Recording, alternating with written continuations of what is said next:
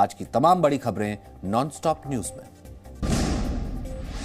देश में आज से 15 से 18 साल के बच्चों को वैक्सीन देने की शुरुआत हुई।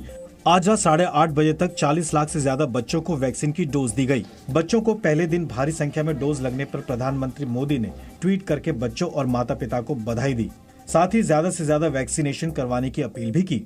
देश में 15 से 18 साल की उम्र के बीच करीब 10 करोड़ बच्चे हैं।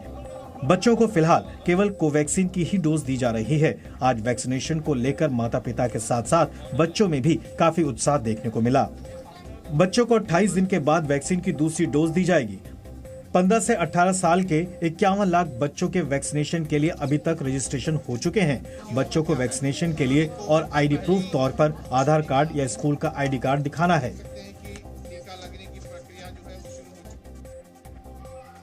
श्रीनगर में 2 एनकाउंटर में सुरक्षा बलों ने 2 आतंकवादियों को मार गिराया।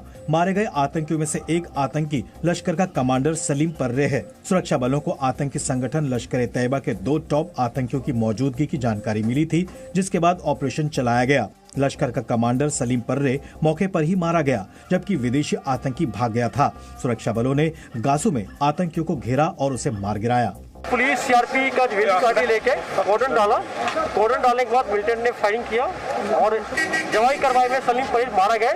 पुलिस सीआरपी के लिए बहुत बड़ी कामयाबी है। सीमा सुरक्षा बल ने अरनिया सेक्टर में एक घुसपैठिए को भी मार गिराया। इसके पास से बड़ी मात्रा में हथियार बरामद किए गए थे। वहीं खुफिया तंत्र को मजबूत बनाने के मकसद से गृह मंत्री अमित शाह ने आज मल्टी एजेंसी सेंटर यानी MAC की बैठक की। इस बैठक में IB और मिलिट्री इंटेलिजेंस के अधिकारी शामिल हुए। सूत्रों के मुताबिक बैठक में राज्यों के साथ खुफिया इनपुट को बेहतर तरीके से शेयर करने पर चर्चा हुई। साथ ही देश में खालिस्तानी आतंक, आतंकी हमलों के खतरों और नॉर्थ ईस्ट में उग्रवाद की समस्या पर भी चर्चा हुई। SIT ने लखीमपुर हिंसा मामले में चार्जशीट दायर कर दी है। 5000 पन्नों की चार्जशीट में गृह राज्य मंत्री अजय मिश्र टेनी के बेटे आशीष मिश्र को मुख्य आरोपी बनाया गया है। चार्जशीट में कहा गया है कि आशीष मिश्र 3 अक्टूबर 2021 को किसानों को कार से रौंदने वाले घटना के दिन घटनास्थल पर ही मौजूद था। मुख्य आरोपी आशीष मिश्र समेत सभी 14 आरोपी जेल में बंद हैं। चार्जशीट में आशीष मिश्र के एक रिश्तेदार को भी आरोपी बनाया गया है। चार्जशीट के मुताबिक सोची समझी साजिश के तहत किसानों को जीप से कुचला गया। इस मामले में समाजवादी पार्टी के अध्यक्ष अखिलेश यादव ने भी ट्वीट कर बीजेपी पर निशाना साधा है। उन्होंने ट्वीट कर कहा कि लखीमपुर किसान हत्याकांड में 5000 पेज की चार्जशीट वास्तव में भाजपा की डबल इंजन सरकार का काला चिट्ठा है। आज भाजपा का हर समर्थक कार्यकर्ता शर्मिंदा है और सामाजिक बहिष्कार के डर से डरा है। जो जीवन देने वाले अन्नदाता की हत्या कर सकते हैं, वो किसी और को क्या छोड़ेंगे। हालांकि चार्जशीट दाखिल होने के बाद से गृह राज्य मंत्री अजय मिश्र टेनी का अभी तक कोई बयान नहीं आया है। आज अमेठी में मुख्यमंत्री योगी आदित्यनाथ और केंद्रीय मंत्री स्मृति ईरानी ने जन विश्वास यात्रा निकाली। वहीं लखनऊ में बीजेपी अध्यक्ष JP नड्डा ने एक जनसभा को संबोधित किया।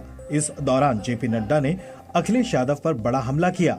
हम कहते हैं कि फर्क साफ है। फर्क क्या साफ है? फर्क साफ है, एक और अखिलेश का कुशासन था और आज योगी जी का सुशासन है। ये फर्क साफ है। लखनऊ में ही आज अखिलेश यादव ने प्रेस कॉन्फ्रेंस में ये ऐलान भी किया कि इस बार वो विधानसभा चुनाव लड़ने को तैयार हैं। देखिए, जहां से हमारी पार्टी कहेगी वहां से हम चुनाव लड़ेंगे। तो बड़ी जगह हमारे पास तो बहुत सारी सीटें हैं। इससे पहले मुख्यमंत्री योगी आदित्यनाथ और डिप्टी CM केशव प्रसाद मौर्य ने भी चुनाव लड़ने की बात कही है। बीजेपी सांसद हरनाथ यादव ने बीजेपी अध्यक्ष JP नड्डा को चिट्ठी लिखकर योगी आदित्यनाथ को मथुरा से चुनाव लड़ाने की मांग की है। पंजाब कांग्रेस में कलह फिर तेज हो गई है। ड्रग्स मामले में फरार अकाली नेता विक्रम मजीठिया की गिरफ्तारी को लेकर दिए नवजोत सिंह सिद्धू के बयान को डिप्टी CM सुखजिंदर सिंह रंधावा ने गलत बताया है। रंधावा ने कहा है कि मजीठिया की वायरल तस्वीर फर्जी है और अगर वो पंजाब में कहीं दिखते हैं तो उन्हें तुरंत गिरफ्तार किया जाएगा। साथ ही रंधावा ने कहा कि जब से वो गृह मंत्री बने हैं, सिद्धू उनसे नाराज हैं।